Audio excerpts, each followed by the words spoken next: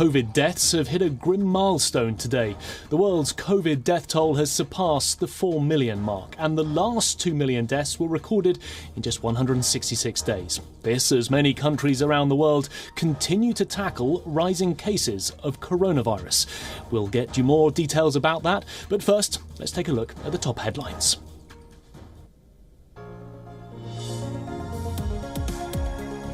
Ibrahim Raisi, a cleric fiercely loyal to the religious establishment, could win as a referendum against the current administration's handling of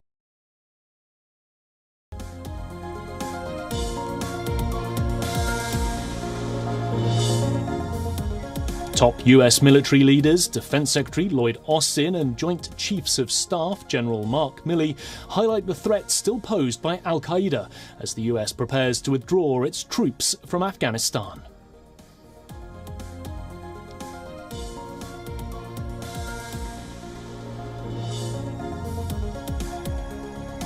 Global deaths due to the coronavirus reach 4 million, according to Reuters analysis. It took over a year for deaths to hit 2 million, while the next 2 million were recorded in just 166 days.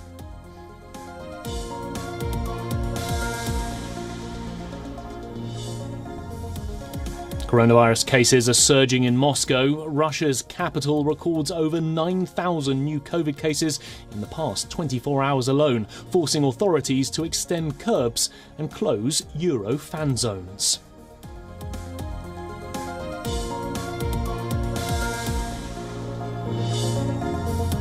Israel will transfer around 1 million doses of soon-to-expire coronavirus vaccines to the Palestinian Authority in exchange for a similar number of doses the Palestinians expect to receive later on this year.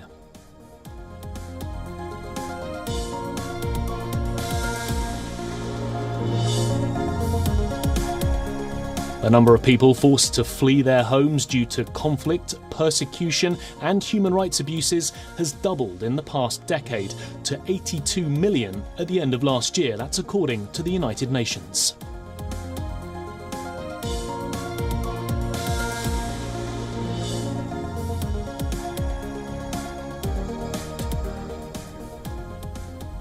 A special edition of Hong Kong's pro-democracy newspaper, Apple Daily, has hit the stands.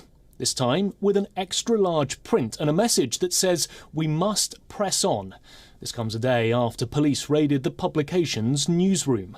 Apple Daily and its owner Jimmy Lai have been in trouble for their unapologetic support for the pro-democracy. More than 500 officers raided the Apple Daily newsroom.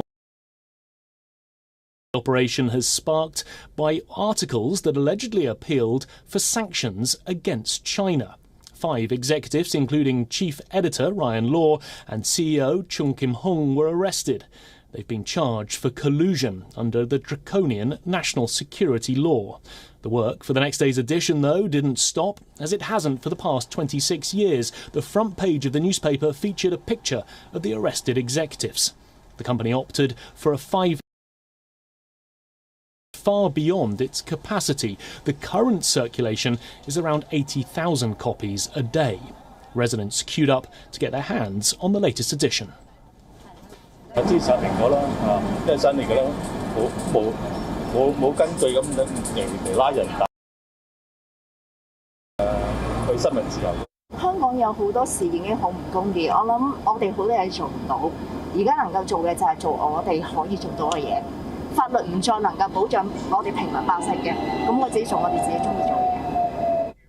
United States President Joe Biden has signed an executive order to safeguard sensitive data of American citizens. On June the 9th, US President Joe Biden overturned a Trump-era ban on Chinese apps like TikTok and WeChat. Biden has now put a stronger review method in place to protect personal data of Americans from China and Russia. The president's new executive order will force some Chinese apps to take tougher measures to protect private information if they want to remain functional in the United States. US officials fear that China could track the locations of US government employees, build dossiers of personal information for blackmail purposes, and carry out corporate espionage. In that light, the US Department of Commerce may issue subpoenas to certain apps. The agency would then either negotiate conditions for their use in the US or ban the apps altogether. This new order could end up capturing more apps than the previous Trump order because of the stronger legal framework. Apps which are deemed as risky will be notified, after which they have 30 days to either object or better secure their data. Given the escalating tensions between Washington and Beijing, Chinese apps are most likely to be caught in the crosshairs. Apps like WeChat, TikTok, Alipay Wallet, CamScanner, which were targeted by the Trump administration, are also eligible for review by Biden's team. Meanwhile, apps linked to other adversaries like Iran and Venezuela are already blocked under broader sanctions.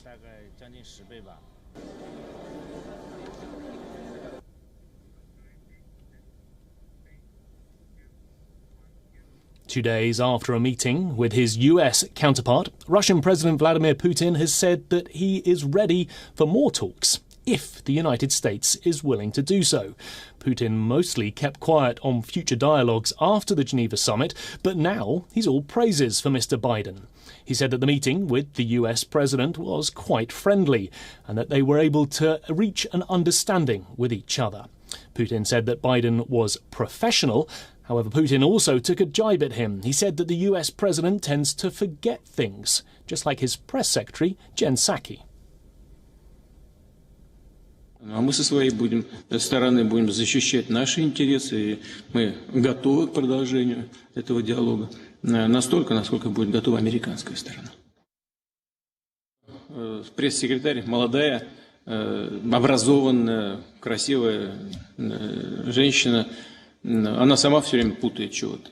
Это ведь не от того, что у нее образование не позволяет или память плохая. Просто, знаете, когда люди считают, что какие-то вещи второстепенные, они не очень-то фиксируют на этом свое внимание. Ну, американцы считают, что ничего нет важнее, кроме них самих. И, такой стиль. Earlier this week, the two presidents met for what had been described as the year's most anticipated summit. However, the talks came at a time when relations between Russia and the US are at historic lows. There were several sticking points, from the jailing of Kremlin critic Alexei Navalny to the alleged Russian meddling in the 2016 US presidential election.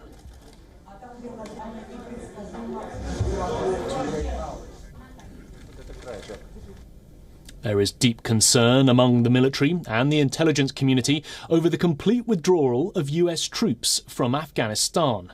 Pentagon officials have flagged a heightened terror threat amid resurgence of groups like Al-Qaeda. We have the details in this report.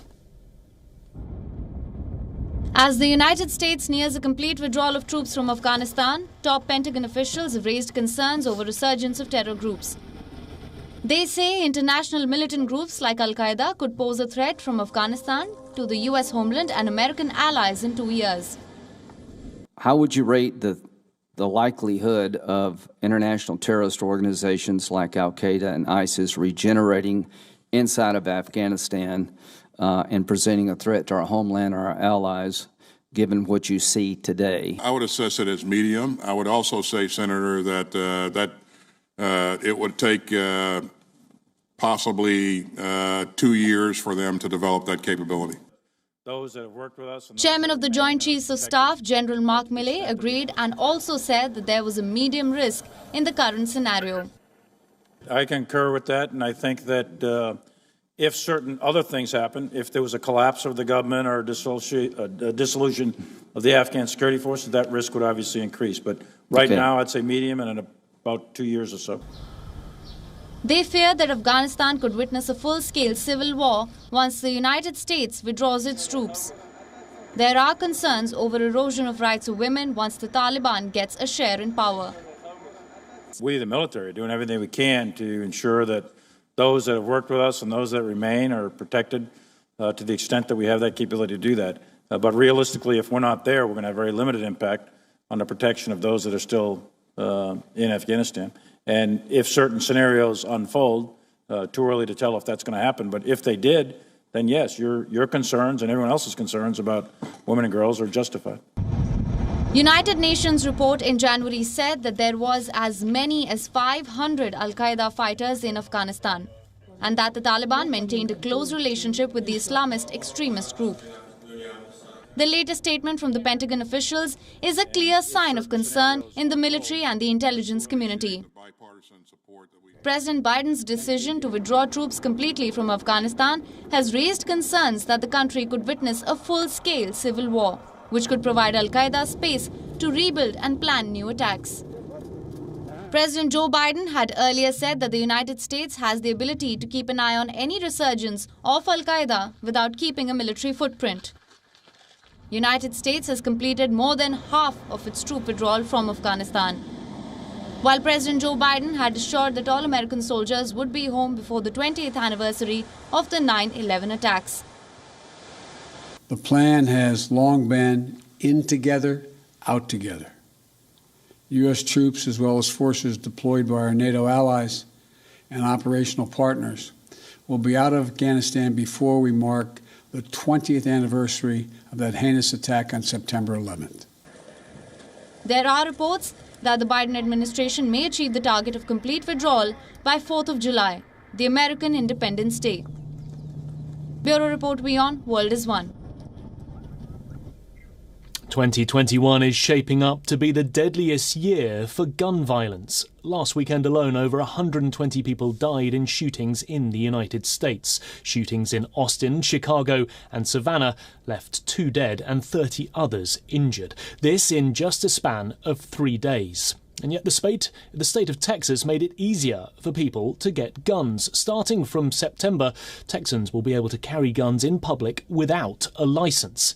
Our next report explores the spate of shootings in the US and how weaker gun laws are contributing to their rising numbers, and what the people of Texas have to say about all of this. Take a look.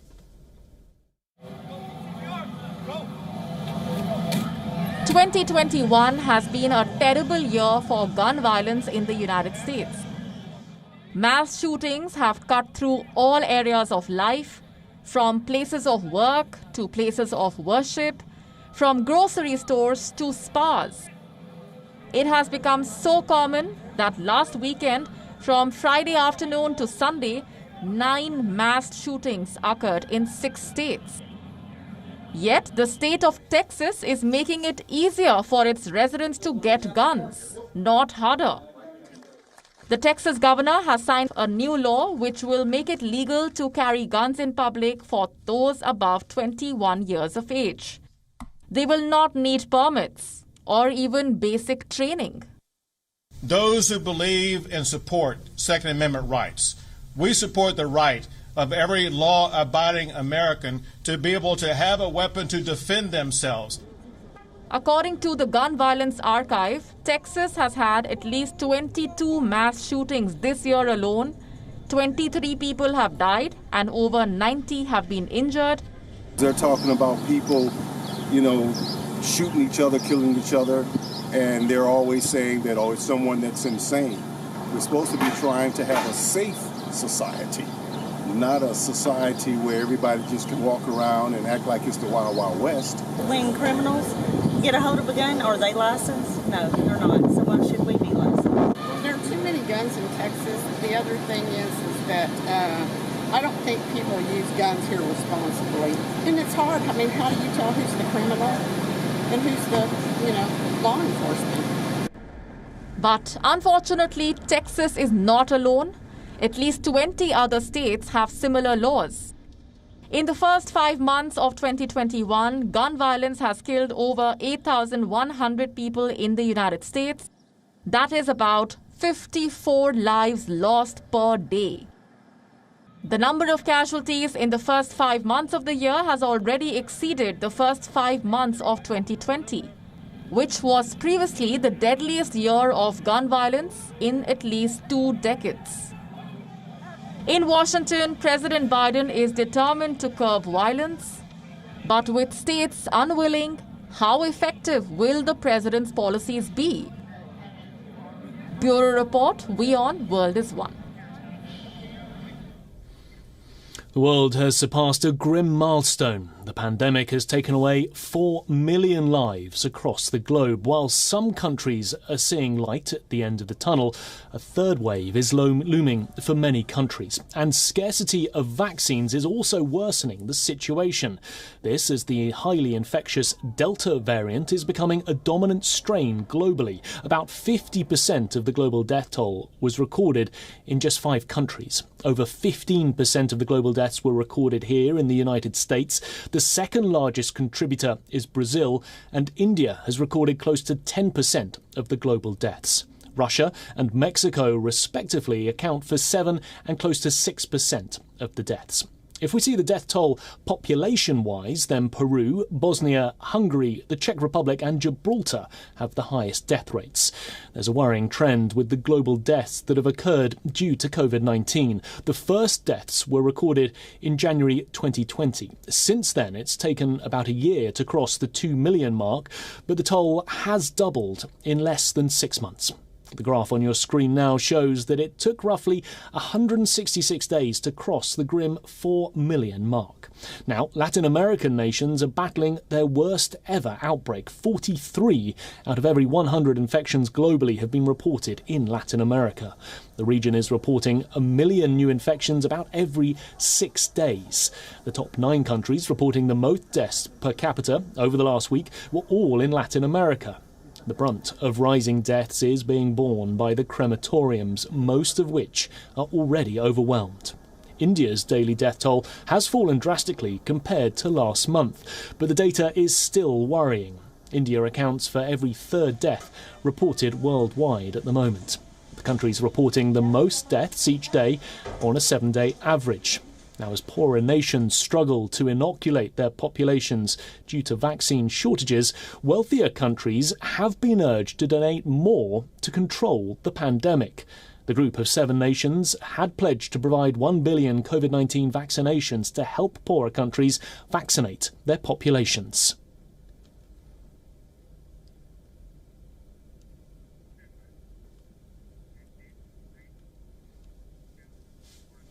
But despite the G7's historic commitment, several South Asian nations continue to scramble for vaccines. There is no clarity over the timeline of 1 billion vaccines to be donated by the G7 nations. Experts say that announcement was too vague and lacks real planning as to how it's going to address the immediate needs of other nations. And nations like Sri Lanka, Nepal and Bangladesh are still finding it difficult to inoculate their citizens. While they're confronting the shortage of vaccines and outbreaks, remember that these are the countries which depended on vaccine donations by India and purchases from the Serum Institute of India. But as coronavirus cases rapidly began to rise in India and it found itself reeling under the deadly third wave of infection, the Indian government was forced to block those exports. This forced the Serum Institute to renege on bilateral agreements and to commit to the WHO's COVAX programme. Let's look at what's been happening in Nepal. There, the positivity rate in Nepal is high, and even in the small amount of tests being conducted daily, every 1 in 3 is coming back positive. Less than 1% of the population has been fully vaccinated. The New York Times has stated that Nepal has received donations from China from its Sinopharm vaccine, but it still needs AstraZeneca doses to vaccinate those who'd received the first jab. Nepal has requested the European Union and separately Denmark to supply vaccines, including the AstraZeneca shots. All eyes are now on the 7 million vaccine donations earmarked for Nepal, out of the 25 million vaccine doses pledged by the Biden administration. Sri Lanka is also one of the South Asian nations scrambling for vaccines. According to the new 600,000 AstraZeneca doses, with Japan giving the country a green light for the same amount. Aside from this, Sri Lanka is dependent on China's donation of Sinopharm doses and purchase shots of Sputnik V from Russia. Let's now look at Bangladesh, where infections and deaths due to the second wave of COVID continue to rise. According to the New York Times, the country is relying on its US diaspora to raise pressure on the Biden administration for help in obtaining AstraZeneca shots. They are currently short of about 1.5 million doses for administering the second vaccine.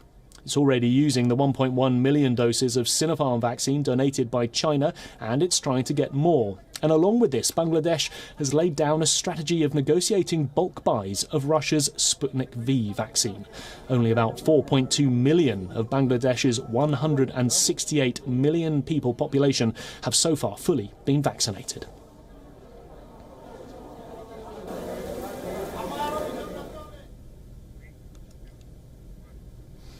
A 27-year-old horse trainer, Manisha Berger from Switzerland, has been on the road for over 8 months with her 2 adopted horses and a dog.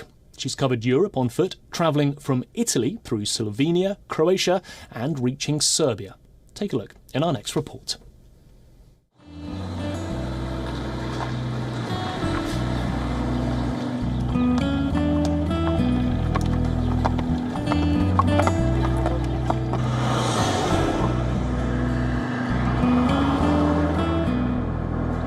First, the horses. It's my life, it's my job, it's my passion from I'm kid. So yeah, I just want to travel with horses because it's all my life. And also because I traveled all my life, also with my parents. I'm really lucky. And I like to travel. But I don't want to take anymore the plane and the car for pollution, for ecology. I need always to find grass or hay for them. So I need to go to the people, and then all the door opens because I'm with animals, and that is really nice. I'm a wild woman. I think sometimes I just hide in forest because I cannot anymore with people who are so nice but so curious. So I'm not scared. If I'm scared, I'm not here.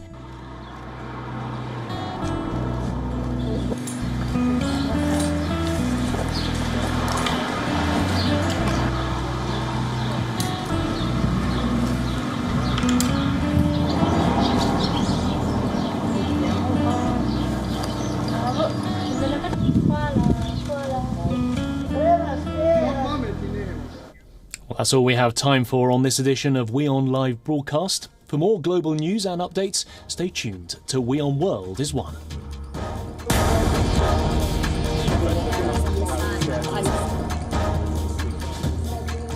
This is right, Arab.